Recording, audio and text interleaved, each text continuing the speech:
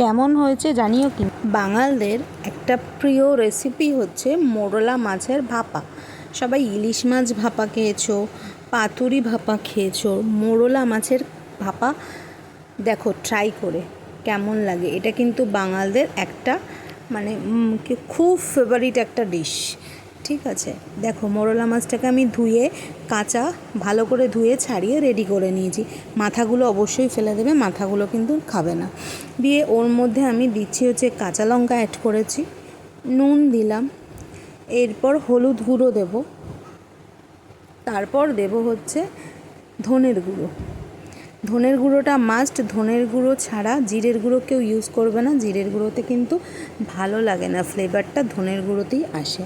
আর দেবো কাশ্মীরি লঙ্কার গুঁড়ো, এটা অপশনাল। যাদের মনে হবে রং লাগবে তারা দেবে, যাদের মনে হবে না আমরা এমনি নর্মাল খাবো, শুধু কাঁচা লঙ্কা দিয়ে খাবো, অবশ্যই শুধু কাঁচা লঙ্কা দিয়েই করবে। এটা কোনো বাধ্যতা নেই যে আমাকে লাল করতেই হবে কাশ্মীরি লঙ্কার গুঁড়ো দিয়ে।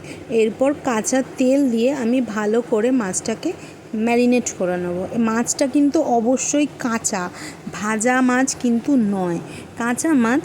এটাকে আমি ভালো করে ম্যারিনেট করে নিলাম যাতে পুরো আমার মশলাটা মাছের গায়ে লেগে যায়।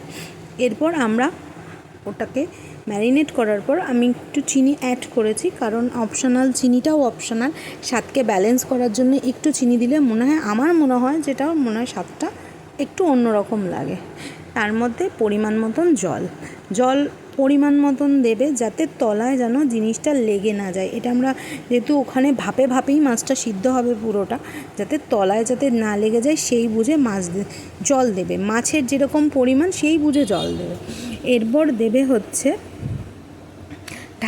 ঢাকা দিয়ে দেবে, গ্যাস অন করবে, গ্যাসকে পুরো সিম রাখবে, ঢাকা দিয়ে দেবে, ঢাকা দিয়ে পুরোটা কন্টিনিউ ঢাকা দিয়ে করবে। আমার পুরো ভাপাটা কমপ্লিট হয়ে গেছে। আমি তার মধ্যে একটু কাঁচা সর্ষের তেল অ্যাড করলাম। দেখা কমপ্লিট আমার ভাপা।